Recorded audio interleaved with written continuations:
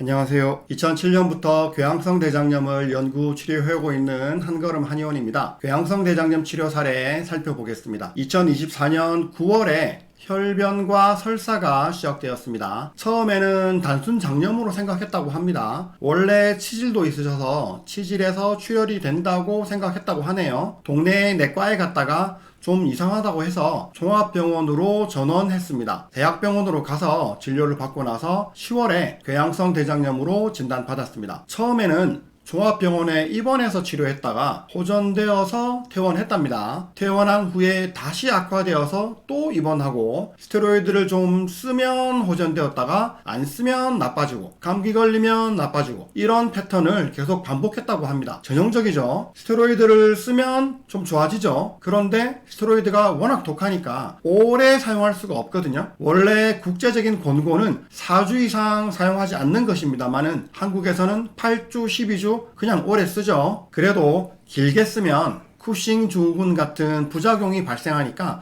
너무 길게 쓰지는 못합니다. 그리고 제가 처음 진료 시에 늘 당부드리는 얘기죠. 궤양성 대장염 환자가 감기나 기타 질환에 걸리면 증상이 더 나빠집니다. 당연하게도 병이 엎친 데 덮치면 더 나빠지는 거죠. 그래서 궤양성 대장염 환자들은 감기 같은 사소한 병에 걸리는 것도 주의하는 것이 좋습니다. 한걸음 한의원으로 내원하신 것은 2024년 12월입니다. 복용 중인 양약은 아사콜 400mg 하루에 6알, 위산분비 억제제, 진경제 먹고 있네요. 대변은 하루에 3, 4회. 물설사를 하고 급박변이 있다. 완전히 물설사를 한답니다. 그리고 급박변이 있다. 대변 보고 싶은 신호가 오면 5분을 못 참는 거죠. 이게 여러분들 다들 한 번씩 배 아파서 설사해 보신 경험이 있죠? 갑자기 신호가 오면 못 참고 급하게 화장실로 가야 되잖아요. 그런 일이 매일 하루에 3번, 4번씩 있다고 생각해보세요. 얼마나 힘들겠습니까? 물설사로 인한 급박변이 심하신 환자분들은 거의 노이로제 걸릴 지경이죠. 어디 밖에 외출할 때 길게 차 타고 가는 것은 생각하지도 못하죠. 그리고 어디 들어갈 때마다 화장실이 어디인지 제일 먼저 체크한다는 거죠. 엄청나게 많이 힘들겠죠. 여기에다가 혈변, 점액변이 항상 있다. 변기가 붉어질 정도로 혈변이 나오고 화장지로 닦으면 피가 묻어 나온다. 대변 볼 때마다 혈변이 있는 것도 환자분들이 아주 스트레스를 받게 되는 일이죠. 그리고 대변 보고 나서 대변을 덜 본 느낌이 드는 잔변감이 항상 있다. 소화는 별 문제 없다. 원래 체중이 65kg이었는데 궤양성 대장염 발병 후에 설사를 많이 하고 나서 9kg이 빠져서 56kg이 되었다. 살 빠지고 나서 하루에 한두 번 정도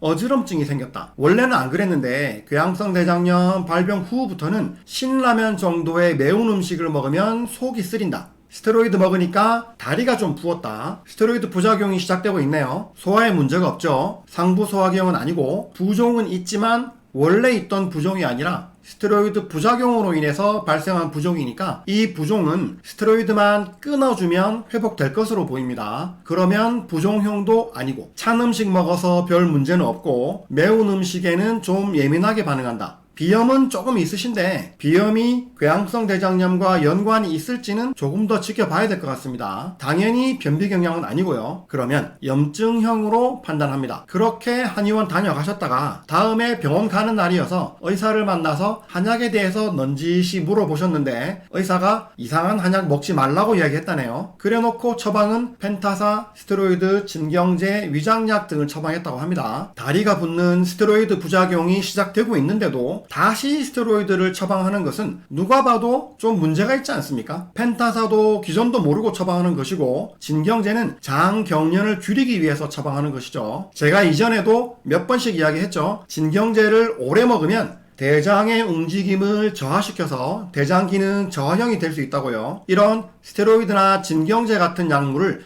별 생각 없이 처방하는 것은 환자를 서서히 나빠지게 하는 독약을 처방하는 것과 같습니다. 제대로 된 약을 처방하지도 못하면서 한약을 먹지 말라고 이야기하는 것은 이상하죠. 양의사들은 한약에 대해서 정말 1도 모릅니다. 한약을 공부해 본 적이 없으니까요. 이것을 보고 계시는 여러분과 비슷하거나 오히려 못한 수준일 겁니다. 자기가 모르는 것에 대해서 이렇게 저렇게 이야기하는 것 자체가 말이 안 되는 거죠. 양의사분들은 자기 전공이 아니고 모르는 분야에 대해서는 말을 아끼셔야 되지 않을까요? 이 환자분은 저와 치료하기로 마음을 먹으셨기 때문에 스테로이드와 진경제는 안 먹기로 했습니다. 2024년 12월 4일 대변 칼프로텍틴 수치는 무려 5262점, 엄청나게 높네요. 대변 자멸 반응은 당연히 1200점 이상으로 양성입니다. 헤모글로빈이 7.8, HCT가 25.9로 빈혈이 아주 심하네요. 2주가 지나서 12월 16일이 되니까 대변은 아직 몰설사지만 3, 4회로 줄어들고 급박변이 좀 줄었다. 그래도 체중이 1, 2kg 정도 늘어났고 다리 부었던 것이 없어졌다. 12월 27일이 되니까 대변 횟수가 두세 번으로 되었고 가끔 형체 있는 변을 보고 혈변이 없어졌다. 2025년 1월 11일이 되니까 대변은 하루 1회, 형체 있는 변을 보고 혈변, 점액변 모두 없어졌다. 1월 31일이 되니까 대변은 1회, 정상변, 혈변, 점액변 없다. 설사를 안 하니까 2달 만에 체중이 4kg이 늘어납니다. 한약으로 치료하기 전에 헤모글로빈 수치가 7.8, HCT가 25.9%였습니다.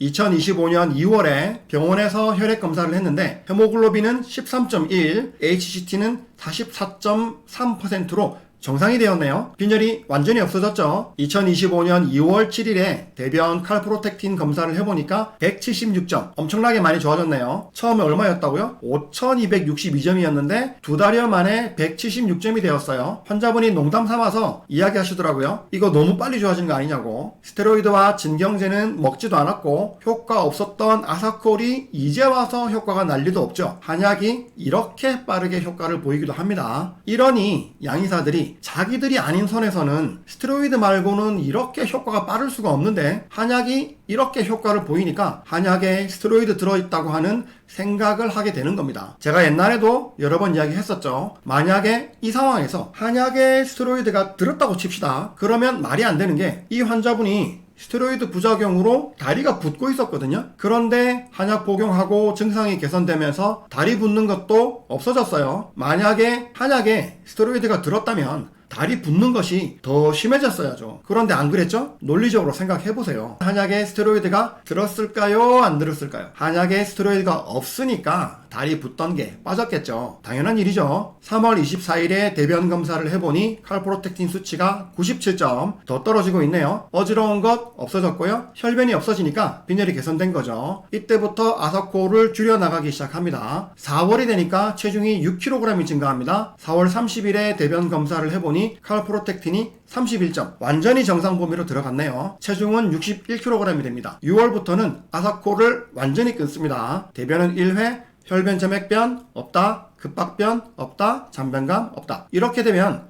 이제 양약을 다 끊었고 모든 증상이 완전히 좋아졌죠. 그러면 이때부터 3개월 정도 한약만 먹으면서 경과를 관찰합니다. 양약을 다 끊은 상태에서도 재발하지 않는지, 다른 문제는 없는지 확인하는 거죠. 그리고 대변 검사를 매달 해서 계속 정상이면 내시경을 예약하시라고 말씀드리죠. 그래서 6월 25일에 대변 칼프로텍틴이 61점 정상, 체중은 63kg입니다. 평소 체중을 거의 회복했네요. 7월이 되도록 아무 문제 없고요. 내시경 보고 치료를 종료할 계획입니다. 정말 무난하게 별일 없이 치료가 마무리되는 경우입니다. 증상이 제법 심했는데 초반에 급격하게 증상이 개선된 경우고요. 증상이 많이 심하더라도 괜찮습니다. 걱정하지 마시고 한방치료를 하세요. 양방치료는 하셔도 되고 안 하셔도 되는데 불안하시면 양방치료와 병행하셔도 됩니다. 한약이 양약의 부작용들을 엄청나게 많이 상쇄시켜서 없애줍니다. 증상이 심한 경우에는 초반에 한약 메가도즈로 집중 치료하면 그만큼 더 빨리 좋아지죠. 얼마 전에도 어떤 환자 한 분이 현재 증상이 너무 심한데 병원에 가서 양약을 써서 좀 증상을 가라앉히고 가야 되는지